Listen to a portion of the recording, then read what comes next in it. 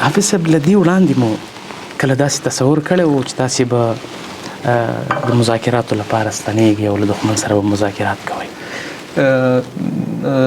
چونکه دا حالت داسې انقلابي زمانه وه د 20 کلن دور مو پکې لکه مخکې مې یاد کړل ماشومانو بیا پکې لږ رالوی شو 20 کلنۍ کې زندان ته لاړو. هغه ماحول داسې و چې موږ په کال کې خپله د کورنۍ نه 1 یا 2 نفر شهیداندل، کله به ډېر هم شول. له کوره به چې وتلو هم سبقونه هم پټ ویل. له دې به چې وتلو هم داسې خدای پاماني به موږ کوله چې کور والا به داسې راسره کوله، مور او نور، چې بیرته کېدای شي ژوندي راونه ګرځو.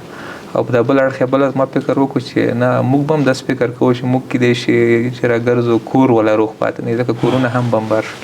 په دغسې حالاتو کې د فتح او د بریا هغه د موږ دغسې ایمان و چې دا یوه ورځ راتلونکې ده، خو دغسې تصور موږ سره خپله نه و چې یا په دغسې حالاتو یا مذاکراتو یا په دغسې جریاناتو به ورپېښېږو.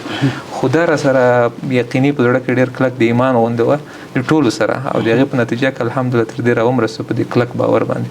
خو دغسې تصور کوم ذهن کې نه و راغلی چې یوه ورځ به موږ دغسې بیا د مذاکراتو د خبرو اترو جریان، ځکه په ژوند هم ډېر داسې باور نه و، انقلابي حالات و، د ذهناً آماده و چې هر څه پېښېږي په دې لاره کې شعوري ورته تیار.